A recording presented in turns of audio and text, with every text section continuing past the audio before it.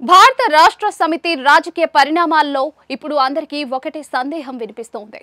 ఇప్పుడు జరుగుతున్నదంతా కేసీఆర్ స్క్రిప్ట్ కావొచ్చన్నదే ఆ సందేహం. కవితతో కావాలనే కేసీఆర్ నాటకం ఆడిస్తున్నారని, దానికి చాలా కారణాలున్నాయని అంటున్నారు. హరీష్ రావు ఇమేజ్ ను దెబ్బతీసి పార్టీ నుంచి బయటకు పంపడం దగ్గర నుంచి బీజేపీలో పార్టీ విలీనం వరకు చాలా వ్యూహాలు కేసీఆర్ కు ఉన్నాయని, అందుకే కవితను బయటకు పంపేసి కొత్త రాజకీయం చేస్తున్నారని అనుమానిస్తూ ఉన్నారు. హరీష్ రావు పార్టీలో కీలక నేత. ఎంతగా అంటే పార్టీ పెట్టినప్పటి నుండి ఆయనే లీడర్లు క్యాడర్ ను సమన్వయం చేశారు. ప్రతి జిల్లాలో నేతలంతా ఆయనకు పరిచయం.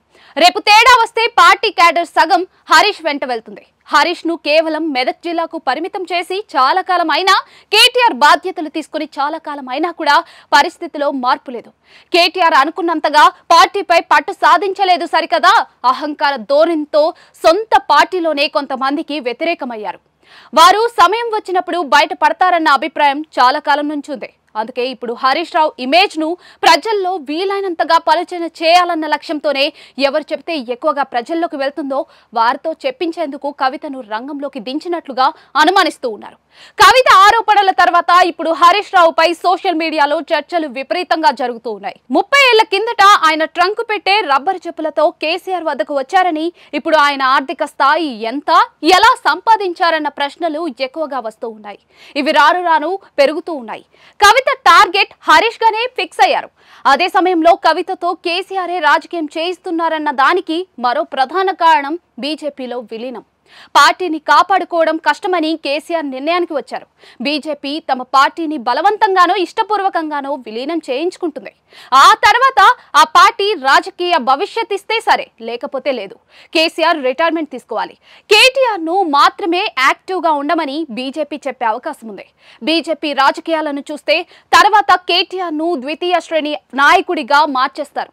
అందుకే పార్టీని విలీనం చేయాల్సి వస్తే తమ కుటుంబం నుంచి ఓ పార్టీ ప్రజల్లో ఉండాలన్న టార్గెట్ తో కేసీఆర్ కవితతో వ్యూహాత్మక అడుగులు వేయిస్తున్నారంటున్నారు. బీజేపీలో విలీనం వ్యతిరేకంగా కవిత మొదట రెబెల్ గా మారిన సంగతిని ఇక్కడ గుర్తు చేసుకోవచ్చు. రాజకీయాల్లో ఒక్కోసారి ప్రత్యర్థులపై వ్యూహాలు రచించాలి.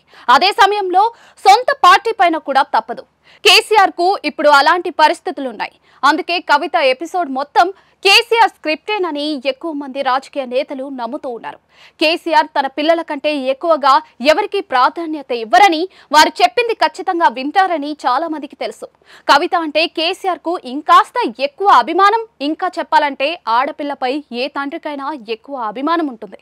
అందుకే ఈ ఎపిసోడ్ కల్వకుంట్ల కుటుంబంలో చీలిక కాదని, కేసీఆర్ స్క్రిప్టేనని ప్రచారం ఎక్కువగా జరుగుతుంది. కేసీఆర్ పార్టీ పెట్టినప్పుడు కూడా అప్పట్లో కేసీఆర్ తో చంద్రబాబు నడిపిస్తున్నారని చర్చించుకున్నారు. కానీ రాను రాను ఆ ప్రచారం తేలిపోయింది. ఇది కూడా అలా అవుతుందా, లేకపోతే టార్గెట్ ను రీచ్ చేస్తారా అన్నది జరగబోయే రాజకీయ పరిణామాలను బట్టి క్లారిటీ వస్తుంది.